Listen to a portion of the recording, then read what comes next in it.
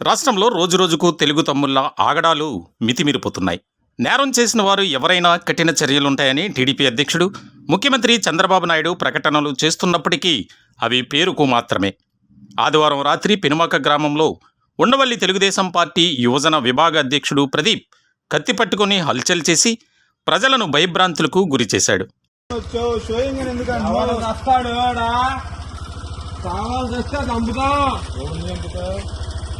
ఎవరిని చంపుతా నువ్వు కనమాకొచ్చి